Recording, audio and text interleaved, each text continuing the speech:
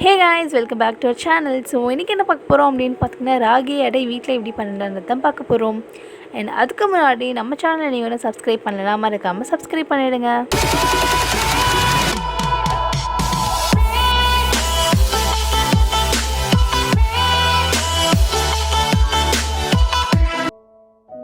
So அந்த recipe பார்க்குறதுக்கு முன்னாடி நம்ம வந்துட்டு முருங்கைக்காய் கீரையோட என்னென்ன பெனிஃபிட்ஸ் இருக்குது அது சாப்பிட்றதுனாலன்னு பார்க்கலாம்.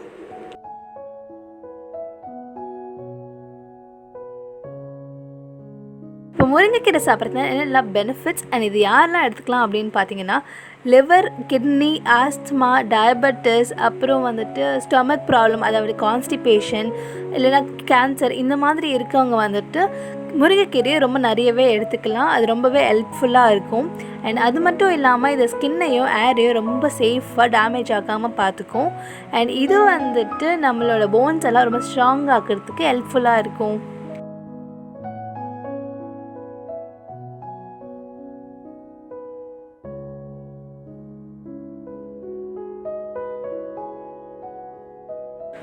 அடுத்து நம்ம என்ன பார்க்க போகிறோம் அப்படின்னு பார்த்தீங்கன்னா ராகியோட பெனிஃபிட்ஸ் தான் பார்க்க போகிறோம். ஸோ அது யாரெல்லாம் சாப்பிட்லாம், எதுக்காக சாப்பிட்லாம் அப்படின்னு பார்த்தீங்கன்னா அதில் வந்துட்டு ப்ரோட்டீன் கண்டென்ட் அதிகமாக இருக்குது. அது மட்டும் இல்லாமல் அது வெயிட் லாஸ்க்கு ரொம்பவே ஹெல்ப்ஃபுல்லாக இருக்கும். ஸோ வெயிட் லாஸ் பண்ணணும்னு நினைக்கிறவங்க வந்து தாராளமாக அது டெய்லி சாப்பிட்டிங்கன்னா கண்டிப்பாக உங்களுக்கு வெயிட் லாஸ் ஆகும். அண்ட் அது மட்டும் இல்லாமல் இது உங்களோட ஸ்கின் அண்ட் ஹேருக்கு வந்து ரொம்பவே நல்லது. அண்ட் இது வந்துட்டு கன்சீவாக இருக்கவங்க அப்படி இல்லைனா வந்துட்டு லைக் இப்போ தான் டெலிவரி ஆகிருக்கு அப்படின்னா அவங்க வந்துட்டு ராகி வந்து ரெகுலராக எடுத்துக்கலாம். பிகாஸ் அது வந்து மில்க் ப்ரொடக்ஷன் வந்துட்டு இன்க்ரீஸ் பண்ணும்.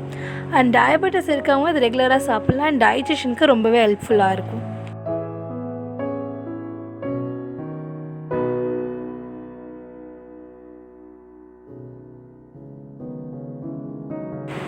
இப்போ நம்ம வெங்காயம் சாப்பிட்றதுனால என்னெல்லாம் பெனிஃபிட்ஸ் அப்படின்றது பார்க்கலாம். வெங்காயமில் நியூட்ரியன் கண்டென்ட் அதிகமாக இருக்குது. அது மட்டும் இல்லாமல் ஹார்ட் ரிலேட்டட் ப்ராப்ளம்ஸ் எல்லாமே வந்து ரொம்ப ட்ரீட் பண்ணும். அதுக்கடுத்து அதில் anti accident and anti bacterial properties இருக்குது. பிளட் ப்ரெஷரை கண்ட்ரோலாக வச்சுக்கும். அதுக்கடுத்து கேன்சரை வந்துட்டு ப்ரிவென்ட் பண்ணுறதுக்கும் கேன்சர் இருக்கிறவங்களுக்கு ரொம்ப ட்ரீட் பண்ணுறதுக்கும் ரொம்ப ஹெல்ப்ஃபுல்லாக இருக்கும். ஸோ அடுத்து என்ன அப்படின்னு பார்த்தீங்கன்னா சில்லியோட பெனிஃபிட்ஸ் தான். மிளகாக்கு என்னடா பெனிஃபிட்ஸ் இருக்க போது, அது என்னடா பண்ணுச்சு அப்படின்லாம் தோணும். பட் ஸ்டில் அந்த மிளகாவும் வந்துட்டு நம்ம ஹெல்த்தில் ஒரு சர்டன் ரோல் வந்துட்டு ப்ளே பண்ணுது. ஸோ அது என்னென்ன மாதிரி அப்படின்னு பார்த்தீங்கன்னா பெயின் ரிலீஃப் பண்ணும். அது மட்டும் இல்லாமல் அது ஹார்ட் ரிலேட்டடாக ஏதாச்சும் ப்ராப்ளம் இருந்தாலும் அதை வந்துட்டு ட்ரீட் பண்ணுறதுக்கு உதவும். அண்ட் இம்யூனிட்டி பூஸ்ட் பண்ணும்.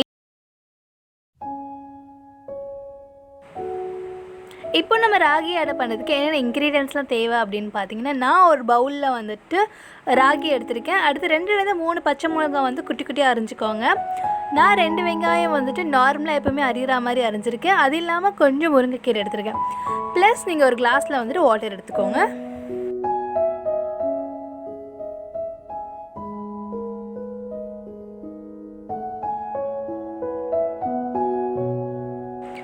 அடுத்து நம்ம என்ன பண்ண போகிறோம் அப்படின்னு பார்த்தீங்கன்னா நம்ம ஒரு தனி பவுல் எடுத்துக்கோங்க. அதில் நம்ம எடுத்து வச்சுருந்தா ராகி ஆட் பண்ணிக்கோங்க. அடுத்து பச்சை மிளகாய் ஆட் பண்ணிக்கோங்க. அண்ட் அடுத்து வந்து வெங்காயம் ஆட் பண்ணிக்கோங்க. கொஞ்சம் நல்லா பெரிய பவுலாகவே எடுத்துக்கோங்க. ஸோ தட் இது எல்லாமே போட்டு மிக்ஸ் பண்ணுற அளவுக்கு ஸ்பேஸ் இருக்கிறதுக்கு பார்த்துக்கோங்க. அடுத்து முருங்கைக்கீரை ஆட் பண்ணிக்கோங்க.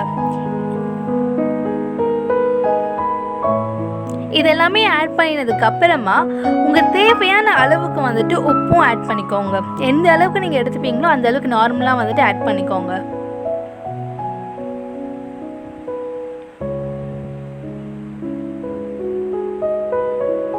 அடுத்து நான் ஒரு கிளாஸ்லேருந்து தண்ணி எடுத்துக்கோங்கன்னு சொன்னேன் இல்லையா, அந்த தண்ணியை வந்துட்டு இதுக்கு தான் நான் யூஸ் பண்ணதுக்கு எடுக்க வைக்க சொன்னேன். நான் நீங்கள் என்ன பண்ண போகிறீங்க அப்படின்னு பார்த்தீங்கன்னா கொஞ்சம் கொஞ்சமாக தண்ணியை ஊற்றி மிக்ஸ் பண்ணிக்கோங்க. அது ரொம்பவும் வந்துட்டு திக்காகக்கூடாது, ரொம்பவும் வந்து ரொம்ப தண்ணியாகவும் இருக்கக்கூடாது. ஒரு மீடியம் கன்சிஸ்டன்சி வர வரைக்கும் நல்லா அதை மிக்ஸ் பண்ணிக்கிட்டே இருங்க.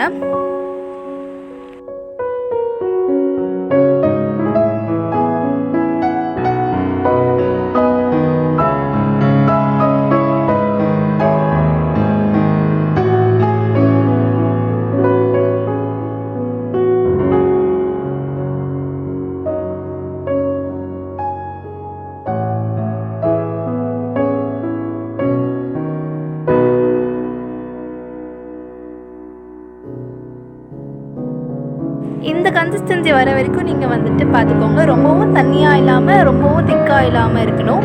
அண்ட் கொஞ்சம் கொஞ்சமாக வாட்டர் யூஸ் பண்ணி நீங்கள் நல்லா மிக்ஸ் பண்ணிகிட்டே இருங்க இந்த கன்சிஸ்டன்சி வரதுக்கு.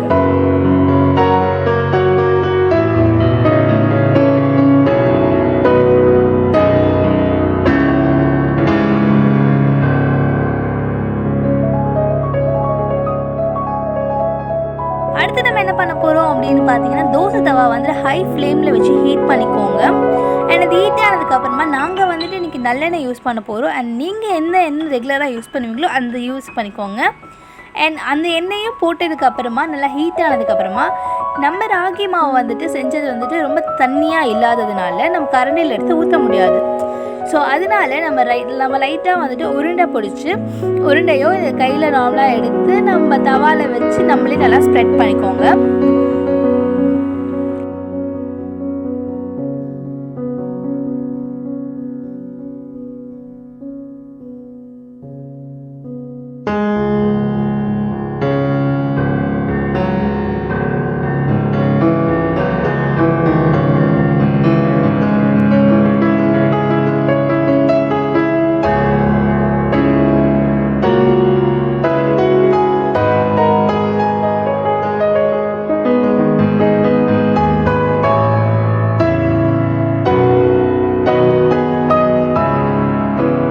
இது நார்மல் தோசை மாதிரி 2 செட் திருப்பிட்டு உடனே எடுத்துடாதீங்க. ஏன்னா இது கொஞ்சம் திக்காக இருக்கிறதுனால 4-5 முறை வந்துட்டு நல்லா திருப்பி போடுங்க. உங்களுக்கே வந்துட்டு கலர் டிஃப்ரென்ஸ் வந்து தெரியும். ஃபர்ஸ்ட்டு நம்ம வச்சதுக்கும் நல்லா வெந்ததுக்கப்புறம் இருக்கிறதுக்கும் நல்ல டிஃப்ரென்ஸ் தெரியும். அண்ட் அதுக்காக ரொம்ப ஹீட் பண்ணுறேன்ட்டு தீய விட்டுறாதீங்க.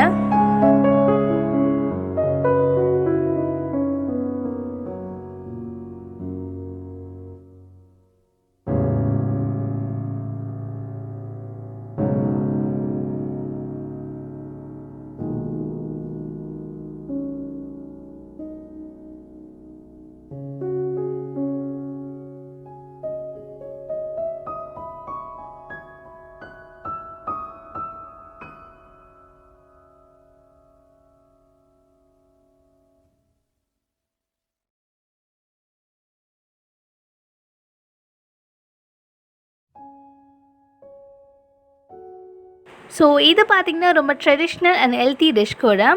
இது நம்ம ஈவினிங் ஸ்நாக்காகவும் எடுத்துக்கலாம். அண்ட் நிறைய பேருக்கு வந்து கீரை பிடிக்காமல் இருக்கும். அவங்கெல்லாம் வந்துட்டு இந்த மாதிரி செஞ்சு சாப்பிட்டா நல்ல சைட் டிஷ்ஷோடு வச்சு சாப்பிட்டா கண்டிப்பாக வந்துட்டு அவங்களுக்கு நோனே சொல்ல மாட்டாங்க. கண்டிப்பாக எல்லாமே சாப்பிடுவாங்க. இப்போ நம்ம அடுத்த வீடியோவில் இதை வந்துட்டு ராகி அடை எப்படி இனிப்பாக செய்யலான்றது பார்க்கலாம். உங்களுக்கு நான் போடுற வீடியோஸ்லாம் பிடிச்சிருக்கு அப்படின்னா மறக்காமல் சப்ஸ்கிரைப் பண்ணுங்கள். அண்ட் உங்களுக்கு இந்த வீடியோ பிடிச்சிருந்துச்சுன்னா லைக் பண்ணுங்கள். வேறு யாருக்கா ஷேர் பண்ணணும்னு தோணுச்சுன்னா ஷேர் பண்ணுங்கள். அண்ட் இவ்வளோ நேரம் இந்த வீடியோ பார்த்ததுக்கு ரொம்ப நன்றி.